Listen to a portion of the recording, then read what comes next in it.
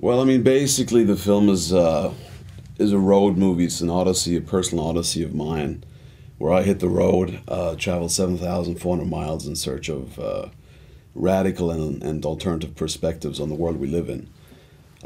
We use the United States sort of as our playing field, but it's not only about the United States. It's basically about the way the Western world is organized, and we seeked out individuals who had a different take on the status quo. um, Political theory, philosophical theory, some academia, some more rootsy kind of folksy wisdom, and yeah, we made a film that I think is at least tries to raise the questions that are that depict the times that we live in, which are without a doubt strange and dangerous. It's entirely shot in the United States. The reason for that was that we felt that the United States were like a magnifying glass. The problems of the Western world are very much on the surface in the United States. And it's also a very cinematic country. I'm very familiar with the United States. If you would have, for example, shot this in Germany or in France, it would have been probably a little more sort of academic and less cinematic. We were looking for landscapes. We wanted to make a deep film, but at the same time, a visually appealing and beautiful film. And thus we decided on the United States.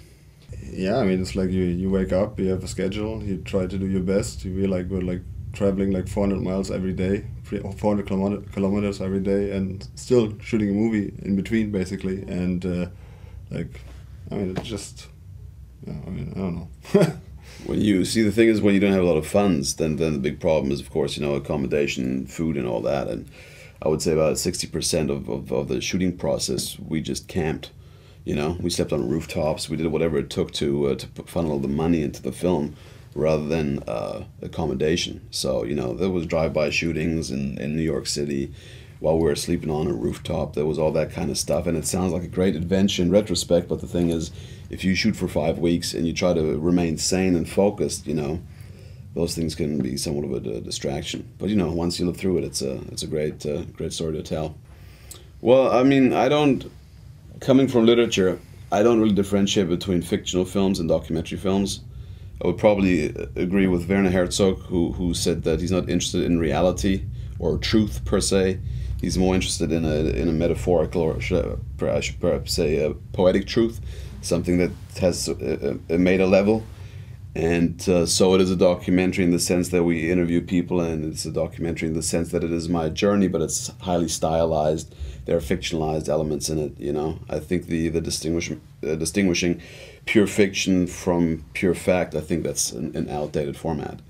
Okay. So it isn't by no stretch of the imagination cinema verite or cinema direct. It has scenic elements and documentary elements, and I tend to blur those lines in all my films, whether it's a fictional film or a documentary.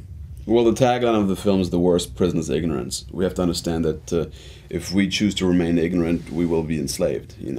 I believe in self-government. I don't believe in a selected few governing masses, and I think if you demand that right, you need to live up to that responsibility. You have responsibility for your own empowerment. So we live very much in a complaining culture, and it's very easy to complain that as the saying goes, the haves do as they please while the weak suffer as they must. I refuse to accept that. And I think that the key to self-empowerment and self-liberation is to shed that skin of ignorance, and also this complaining culture that is especially prevalent in the United States. It's time to take action, and we want to seek out visionaries who could perhaps initiate that process by sharing their ideas. Well, I like making episodic films. First of all, our company is called Slow Boat Films, so we like it slow. Like we take our time. I think one of the problems with modern cinema is that there's just an inflation of useless imagery, and so we tend to give each protagonist their own space, which means their own episode. So it's a road movie in the sense that it's a travelogue. We travel the entire United States. I'm sort of the travel guide, and then I visit these people, either in their office, their home, their farm, whatever. And interspersed is archival footage to sort of show the the historic proportion of the things that we talk about. So there's these three levels: my journey, the actual interviews with the protagonists, and the historic footage that kind of shows the audience that there's a historic backdrop to the things we're talking about. Well, I mean, the thing was, we were actually asked to drop Raindance because the European premiere was offered by IDFA, and I was always a big fan of the idea of Raindance, a true indie festival that actually, unlike a lot of other indie festivals, was very well organized. So when the distributor said, well, can you drop Raindance? I said, no, I want Raindance. If need be, I'll drop IDFA, right? Which is the world's biggest, I guess, documentary film festival. So I guess that says it all. You know, I mean, in my book, this is one of the best festivals.